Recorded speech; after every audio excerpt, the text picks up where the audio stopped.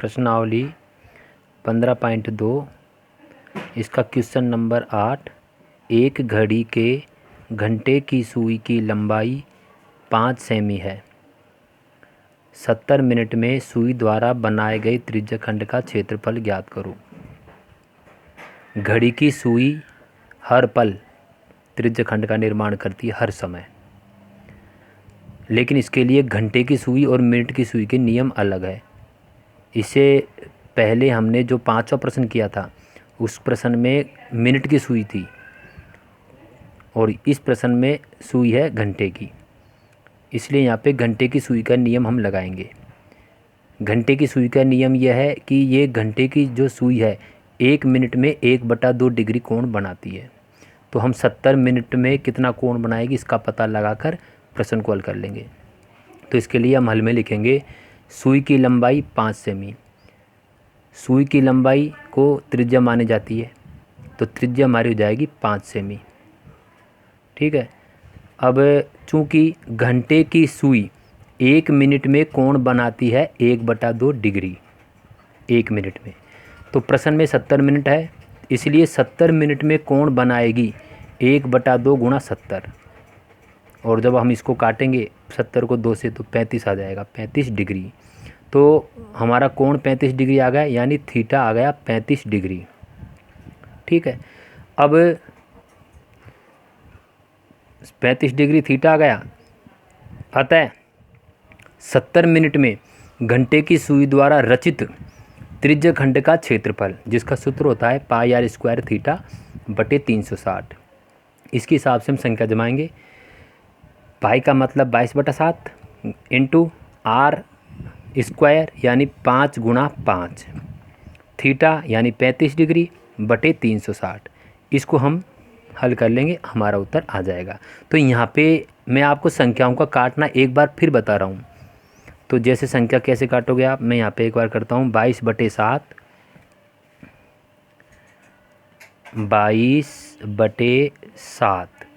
Into 5 गुणा 5 into 5 गुणा 5, theta था 35 डिग्री बटे 360 डिग्री।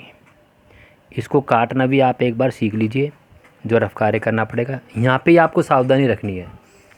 तो देखिए 7 एकम 7, 7 पंजे 35, 5 बार ये कट गया, 5 एकम 5 और 5 7 35, 1 बच गया, 36 थे 1 बच गया, 10 हो गए, 5 दूनी 10। इसके बाद में हम इसको 2 से काट लेंगे, 11 बार ये कट जाएगा, 2 एकम 2 और 2 एकम 2, 11 बार कटेगा ये, और 2 तिया 6 और 2 छक्की 12। अब हमारे यहाँ बच रहे हैं 5 और 5 और 11, तो इनको गुणा करके और 36 का भाग दे देते हैं। तो 5 गुणा 5 करेंगे 25, 25 को गुणा 11 से करते हैं, तो 25 गुणा 11। तो इसको जब हम गुणा करेंगे तो 11 5 है 55, 55 का 5 हासिल 1, 11 दूना 22 और 1, 11 5 55 का 5 हासिल की 5, 11 5 है 55, 55 का 5 हासिल की 5, 11 दूना 22 और 5 27। तो यहाँ पे हमारा आया 275। इनको गुणा करने पर 5 गुणा 5 और 11 को गुणा करने पर हमारा आ गया 275। अब इस 275 में हम भाग देंगे 36 का। तो यहाँ भाग देना भी आप सीख लो। 275 में हम 36 का भाग दे देते हैं। यहाँ पे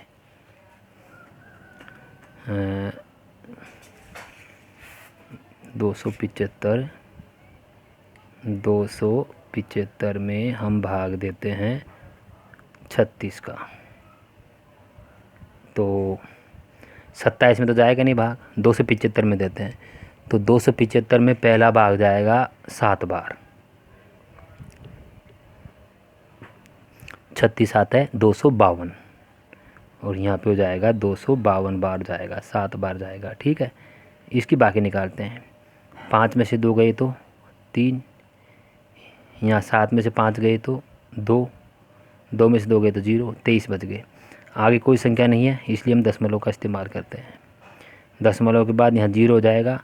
अब 230 में हम फिर भाग देंगे तो दोबारा भाग जाएगा, लगभग 6 बार जाएगा। 36 छक्का 216, 216।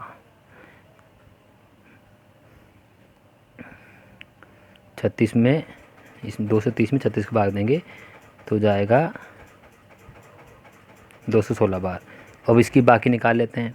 तो 0 में से 6 नहीं जाता है, 10 में से 6 गए तो 4, 2 में से 1 गया तो 1, 14 बच गए। आगे कोई संख्या नहीं है, फिर 1 0 लगा देते हैं। अब 140 में फिर हम 36 का भाग देंगे तो अब भाग हमारा जाएगा लगभग 2, 36 दूना 72, 3 बार जाएगा। 36 तिया 108, 36 तिया 108। 36 4 बार नहीं जा सकता, 3 बार जाएगा तो यहाँ पे लिख दो आप 3। अब बाकी निकालते हैं। 10 में से 8 गए तो 2, 3 का 3, 20, 32 बच गए। फिर 1 0 लगा दो, फिर भाग देते हैं 320 में। अब हम भाग दें तो लगभग भाग जाएगा 8 बार, लगभग भाग 8 बार जाएगा। तो यहाँ पे आपको 8 बार भाग दे लेना है। तो यहाँ पे वैसे दशमलव के बाद केवल 2 ही अंक लेने पड़ते हैं। दशमलव के बाद आप 2 अंक लेके छोड़ दो। यहाँ पे अगर आप 8 बार भाग दोगे तो लगभग 288 आएगा। तो यहाँ पे आप 7.638, 7.638। तो यहाँ पे ये नियम होता है कि अगर आपका जो आपका ये आंसर आया है 7.63, ये आपका उत्तर लगभग है, और तीसरा अंक 8 आ रहा है, तो तीसरा अंक 8 आ गया तो आप इसको 4 बना सकते हो, 7.64 भी कह सकते हो, क्योंकि तीसरा अंक दशमलव के बाद तीसरा अंक 5 या 5 से अधिक आ जाता है तो हम दूसरे अंक को 1 आगे बढ़ा देते हैं। तो ये आप 7.64 लिख कर भी इसको छोड़ सकते हो। तो ये हमारा इसका आंसर आ जाएगा लगभग 7.64। यहाँ पे आप लिख दोगे 7.64। अब यहाँ पे हमारा माप सेंटीमीटर में था और क्षेत्रफल की इकाई वर्ग इकाई होती है, इसलिए आप लिख दोगे 7.64 वर्ग सेंटीमीटर। इस प्रकार इस प्रश्न को आप ध्यान से समझोगे और घड़ी से संबंधित जो भी प्रश्न आ जाए उनको आप आराम से हल करोगे समझ के।